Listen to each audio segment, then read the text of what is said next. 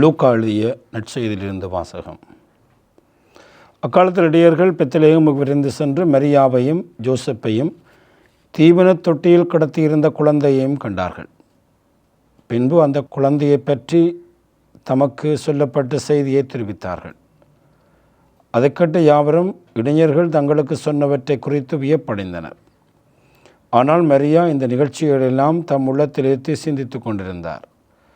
இடையர்கள் தாங்கள் கேட்டவை கண்டவை அனைத்தையும் குறித்து கடவுளை போற்றி புகழ்ந்து பாடிக்கொண்டே சென்றார்கள். அவர்களுக்கு சொல்லப்பட்டவாறு எல்லாம் நிகழ்ந்திருந்தது. குழந்தைக்கு விருத்தசேனம் செய்ய வேண்டிய 8ஆம் நாள் வந்தது.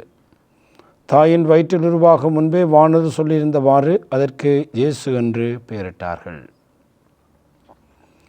இது கிறிஸ்து வழங்கும் நற்செய்தி.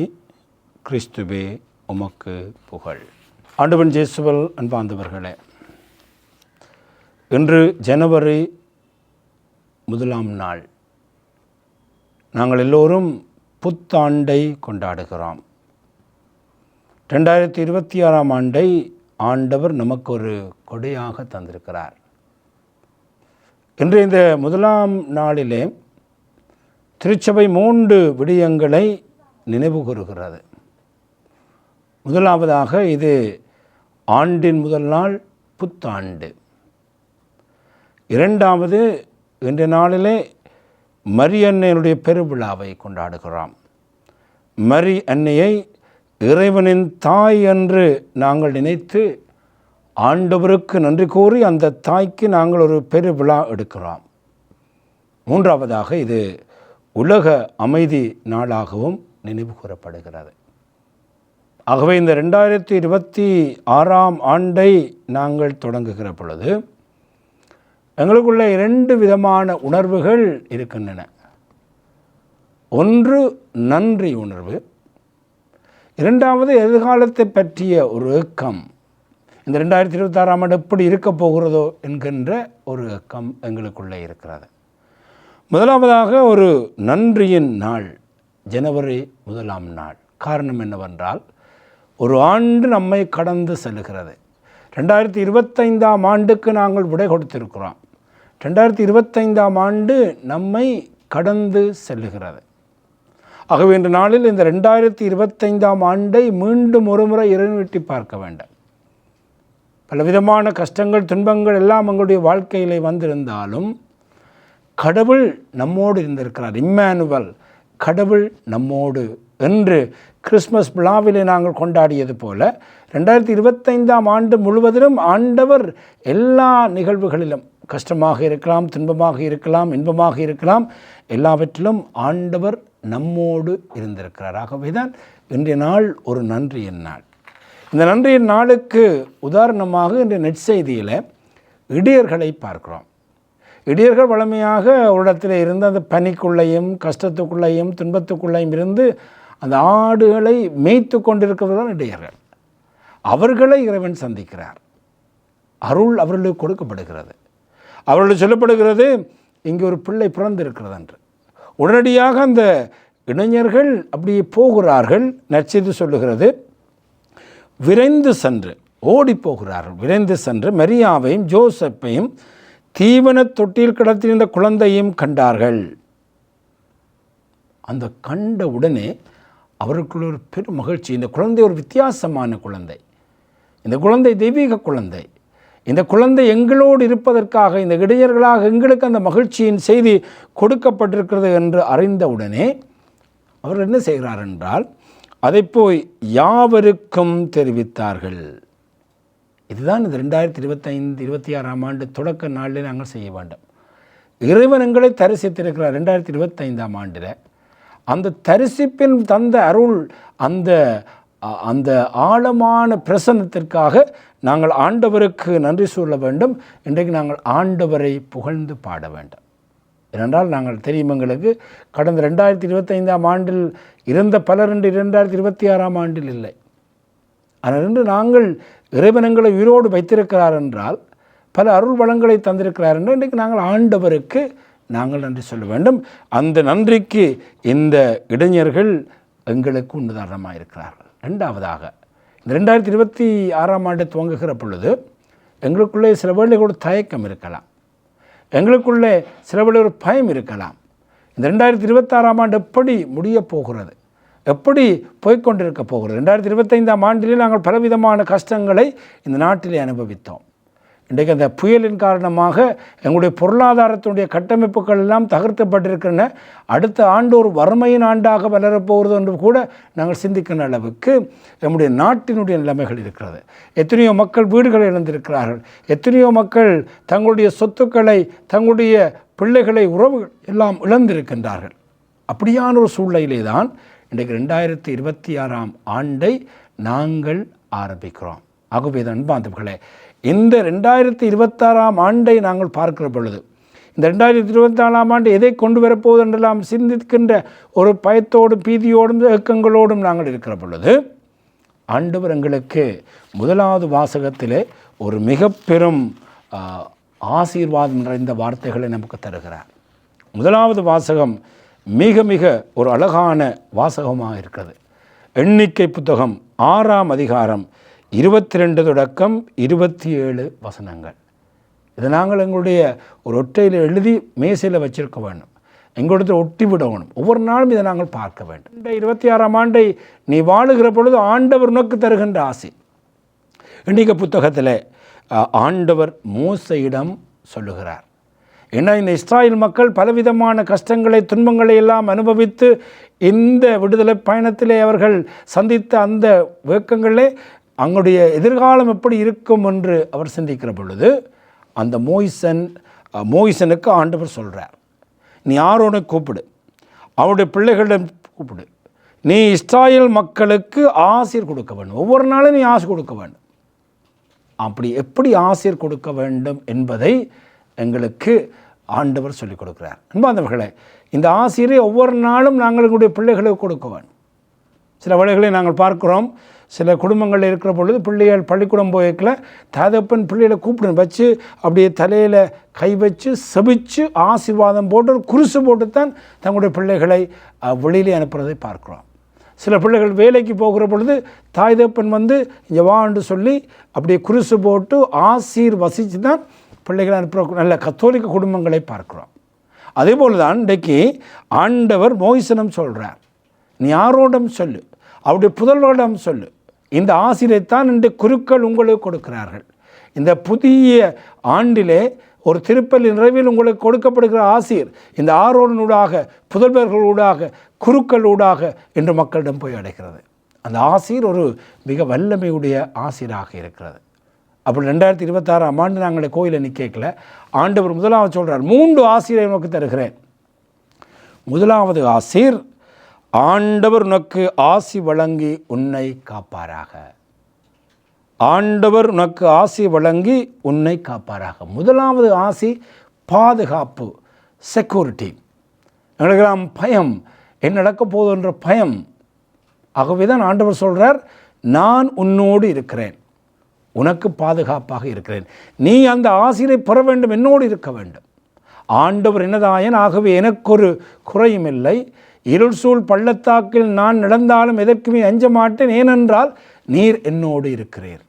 எங்களுக்கு ஒன்றும் பயப்பட வேண்டிய அவசியம் இல்லை. பயம் எங்களுடைய வாழ்க்கையில் இருக்க முடியாது. 2026ஆம் ஆண்டு ஆண்டவர் எல்லா விதமான பயங்களையும் நீக்கி எங்களுடைய வாழ்க்கையிலே பாதுகாப்பை தருவதாக எங்களுக்கு வாக்களிக்கிறார். அந்த பாதுகாப்பு எப்படி இருக்கிறது என்றால், ஆண்டவருடைய பிரசன்னம் எங்களோடு இருக்கிறது. 2வது ஆசீர் அருள், த கிரேஸ். அருளை ஆண்டவர் நமக்கு தருகிறார். அருள் என்பது இறைவனிடமிருந்து வருகின்ற ஒரு இலவசமான கொடை.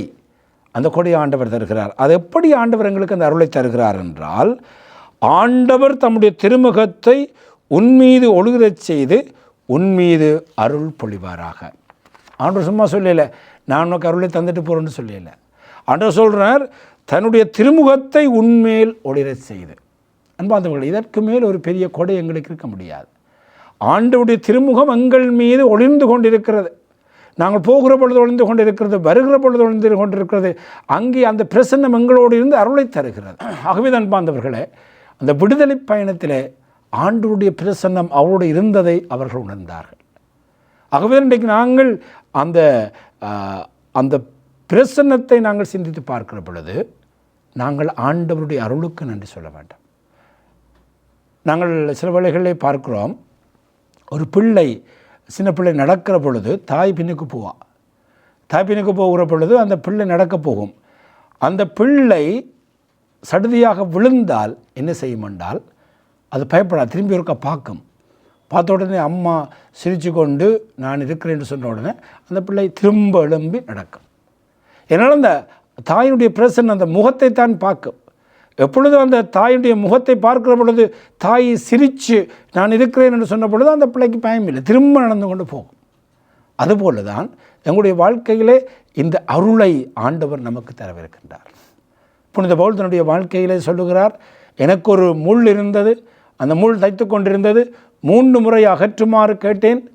அப்பொழுது ஆண்டவர் சொன்னார், நான் அகற்ற மாட்டேன், என் அருள் உனக்கு போதும், உன்னுடைய வலுவின்மையில் தான் என்னுடைய வல்லமை விளங்கும் என்று சொல்லி அந்த அருளை தந்தார். அருளுக்கு மேல் அருளை ஆண்டவர் நம் மீது படுகிறார். ஆகவே இந்த 2025ஆம் ஆண்டு 1வது நாளிலே ஆண்டவர் சொல்கிறார், இந்த வருஷம் முழுவதும் உனக்கு என்னுடைய அருள் இருக்கும் என்று சொல்லுகிறார். 3வது ஆசீர், ஆண்டவர் தம் திருமுகத்தை உன் பக்கம் திருப்பி உமக்கு அமைதி அருள்வாராக. முதலாவது ஆண்டவருடைய திருமுகம் உன்மீது ஒளிரும். 2வது ஆண்டவர் தன்னுடைய திருமுகத்தை உன்மீது திருப்புவார். அன்பார்ந்தவர்களே, எவ்வளோ அழகான ஒரு ஆசீர். ஆண்டவர் திருமுகம் அப்படியே எங்களுடைய வாழ்க்கையில் என்ன பிரச்சனைகள் இருக்கிறதோ, என்ன பிரச்சனைகள் துன்பங்கள் இருக்கிறதோ அந்த நேரம் எங்களை நோக்கி திரும்பும். அந்த பிரசன்னம், அன்பு பிரசன்னம் எங்களோடு இருக்கும். அந்த பிரசன்னத்தை நாங்கள் காணுகிற பொழுது நாங்கள் அமைதியை கண்டுகொள்கிறோம். அதைத்தான் ஒரு நற்கருணையிலே நாங்கள் பார்க்கிறோம். நற்கருணைக்கு முன்பாக நாங்கள் இருக்கிற பொழுது, ஆண்டவர் நமக்கு முன்பாக இருக்கிற பொழுது அவருடைய திருமுகம் எங்களை நோக்கி இருக்கிறது. அந்த நேரத்திலே நாங்கள் அமைதியை கண்டுகொள்கிறோம். நற்கருணைக்கு முன்பாக இருக்கிற அமைதி வேறெங்கும் கிடைக்க முடியாத அமைதி. ஏனென்றால் ஆண்டவருடைய அந்த திருமுகம் எங்களை நோக்கி இருக்கிறது. ஆகவே நற்கருணை பிரசன்னத்தில் மாத்திரமல்ல, நாங்கள் எங்கே போனாலும், எங்கே இருந்தாலும், எந்த இடத்துல இருந்தாலும் ஆண்டவர் தன்னுடைய திருமுகத்தை உன்மீது திருப்பி உமக்கு அருள் அருள்வாராக. ஆகவே அன்பார்ந்தவர்களே, இன்றைக்கு இந்த 1வது நாளிலே இந்த எண்ணிக்கை நூல் 6ஆம் அதிகாரத்திலே 3 ஆசீர்வாதங்களை ஆண்டவர் நமக்கு தருகின்றார். 1வது ஆசீர்வாதம் பாதுகாப்பு, 2வது ஆசீர்வாதம் அருள், 3வது ஆசீர்வாதம் அமைதி. இந்த 3ம் இந்த 2026ஆம் ஆண்டு எங்களை சூழ்ந்து கொள்கிற பொழுது எங்களுக்கு எதுவிதமான குறையும் இல்லை. ஆகவே தான் 2ஆம் வாசகம் சொல்லுகிறது, காலம் நிறுவிய பொழுது தம்முடைய பிள்ளைகளை நம்மை மீட்டு தம்முடைய பிள்ளைகளாக்குமாறு கடவுள் மகனிடம் பிறந்தவராக தம்முடைய திருமகனை அனுப்பினார். இதற்காகத்தான் ஆண்டவர் தந்தை தன்னுடைய திருமகனை அனுப்புகிறார். அதனூடாக நாங்கள் அப்பா தந்தா என்று கூப்பிடக்கூடிய அளவுக்கு நாங்கள் கடவுளுடைய பிள்ளைகளாக மாறியிருக்கிறோம் என்கின்ற ஒரு மகிழ்ச்சியின் செய்தியை ஆண்டவர் நமக்கு தருகின்றார். இந்த நாளிலே அன்பார்ந்தவர்களே, இந்த பாதுகாப்பையும் இந்த அருளையும் இந்த அமைதியையும் தன்னுடைய வாழ்க்கையிலே அனுபவித்த ஒருவரைத்தான் இன்று திருச்சபை நமக்கு தருகிறது. அதுதான் அன்னை கன்னிமரியாள். இன்றைக்கு அன்னை கன்னிமரியாளை இறைவனுடைய தாய் என்று நாங்கள் போற்றி புகழுகிறோம். ஏனென்றால் இயேசுவை பெற்றெடுத்த ஒரு மிக பெரும் தாய் தான் கன்னிமரியாள். ஆகவேதான் தன்னுடைய கன்னிமரியாளை பற்றி இன்றைய நற்செய்தி ஒரு வசனத்தை சொல்லுகிறது, அழகான ஒரு வசனம். இவை எல்லாவற்றையும் மரியன்னை மனதில் இருத்தி சிந்தித்து வந்தார். இந்த வார்த்தையை நாங்கள் இந்த ஆண்டு முழுவதும் தியானிக்க வேண்டும். கன்னிமரியாள் நடந்த எல்லாவற்றையும், அதாவது இடையர்கள் வருகிறார்கள், வணங்குகிறார்கள், போற்றி போலுகிறார்கள், அப்படி எல்லாருக்கும் போய் சொல்லுகிறார்கள், எல்லாத்தையும் பார்க்கிற பொழுது ஒரு பிள்ளை பிறந்திருக்க எல்லாம் அவளுக்கு புரியவில்லை. ஆனால் இந்த நிகழ்ச்சிகளை எல்லாவற்றையும் மனதில் இருத்தி சிந்தித்து வந்தார். அன்னைக்கு தெரியும் கடவுளுடைய ஆசீர்வாதம் என்னோடு இருக்கிறது, நான் கடவுளோடு இருக்கிற பொழுது பாதுகாப்பு இருக்கிறது, நான் கடவுளோடு இருக்கிற பொழுது என்னுடைய வாழ்க்கையில் அருளுக்கு மேல் அருளை பெற்றுக்கொள்கிறேன், நான் கடவுளோடு இருக்கிற பொழுது என்னுடைய வாழ்க்கையில் அமைதி கிடைக்கிறது என்பதை தன்னுடைய மனதிலே இருத்தி அந்த நாட்களில் நடைபெற்ற நிகழ்வுகளை எல்லாவற்றையும் சிந்தித்து இந்த நிகழ்வுகளின் மத்தியிலும் ஆண்டவர் தன்னுடைய வாக்குறுதியை நிறைவேற்றக்கூடியவர். எகிப்துக்கு ஓடி போகிறேன், ஆனால் ஆண்டவருடைய பாதுகாப்பு என்னோடு இருக்கிறது. நான் கணவனை அறியாமல் ஒரு பிள்ளையை பெற்றிருக்கிறேன், எனக்கு புரியவில்லை, ஆனால் ஆண்டவருடைய அருள் என்னோடு இருக்கிறது. என்னுடைய வாழ்க்கையிலே இந்த குழந்தை ஆலயத்திலே இருந்து நான் என்னுடைய தந்தை இல்லத்தில் இருக்க வேண்டும் என்று சொல்லுகிறது. அப்பொழுதும் அதை ஆழமாக சிந்தித்தார். தான் என்னுடைய பிள்ளையை பார்க்க போகிற பொழுது யார் என்னுடைய பெற்றோர்கள், யார் என்னுடைய சகோதரர்கள், ஆண்டவருடைய வார்த்தையை கேட்டு வாழுகிறவர்கள் நான் சகோதரன் சொன்ன பொழுது கூட எதுவும் மரியன்னைக்கு பெரிதாக புரிந்து கொள்ளவில்லை. அங்குதான் அந்த அன்னை எல்லாவற்றையும் மனதில் இருத்தி சிந்தித்து வந்தார். தன்னுடைய பிள்ளை அந்த சிலுவை சுமந்து கொண்டு போகிறது. அந்த சிலுவை சுமந்த அந்த உடலை அங்கே சிலுவையிலே காணுகிறாள். சிலுவையிலே இறக்கி தன்னுடைய கரங்களிலே வைத்து கொண்டிருக்கிற பொழுதும் புரியவில்லை. ஆனால் ஒன்று மட்டும் புரிந்தது, ஆண்டவர் 3 வாக்குறுதிகளை எனக்கு தந்தார். அதாவது பாதுகாப்பை தந்தார், அருளை தந்தார், என்னுடைய வாழ்க்கையில் இந்த அமைதியை தந்தார். இந்த கடவுள் இதன் ஊடாகவும் அவர் நடத்தி செல்வார். ஆகவேதான் மரியன்னையை எங்களுக்கு முன்னுதாரணமாக தருகிறது. அதாவது 2026ஆம் ஆண்டில் பிரச்சனைகளற்ற ஒரு விதமான பிரச்சனைகள் இல்லாத ஒரு வாழ்க்கையை ஆண்டவர் நமக்கு வாக்களிக்கவில்லை. அதைத்தான் நாங்கள் புரிந்து கொள்ள வேண்டும். ஆனால் ஆண்டவர் எதை வாக்களிக்கிறார் என்றால், நான் உன்னோடு. கடந்த ஆண்டில் அதைத்தான் நாங்கள் அனுபவித்திருக்கிறோம். இம்மானுவேல் என்றால் கடவுள் நம்மோடு. ஆகவே இந்த கடவுள் நம்மோடு என்பதை மிக சிறந்த வழியிலே தன்னுடைய சிலுவைகள் மத்தியிலும் துன்பங்கள் மத்தியிலும் தன்னுடைய மகனை பறிகொடுத்த நிலையிலும் வாழ்ந்த அந்த அன்னையை இன்று திருச்சபை நமக்கு முன்னுதாரணமாக தருகிறது. அந்த அன்னையை பற்றிய ஒரு வசனம், மரியன்னை எல்லா நிகழ்ச்சிகளையும் தன் மனதில் இருத்தி சிந்தித்து வந்தார். அப்படி என்று சொன்னால், மனதில் இருத்தி சிந்திக்கிறார் என்றால் அந்த நிகழ்வுகளூடாக ஆண்டவரை பற்றி சிந்தித்தார். எப்படி ஆண்டவர் என்னோடு இருக்கிறார் என்று சிந்தித்தார். ஆகவேதான் அந்த மெடிடேஷன், ரிஃப்ளெக்ஷன் அண்ட் திங்கிங் எங்களுடைய வாழ்க்கையிலே வர வேண்டும். நாங்கள் ஒவ்வொரு நாள் நடைபெறுகிற நிகழ்ச்சிகள் மத்தியில் ஆண்டவருடைய பிரசன்னத்தை கண்டுகொள்ள வேண்டும். ஆகவே என்பார்ந்தவர்களே, மலர்ந்திருக்கின்ற இந்த புதிய ஆண்டுக்காக நாங்கள் நன்றி கூறுவோம், ஆண்டவரை புகழுவோம். ஆண்டவரை புகழாமல் இருக்க முடியாது.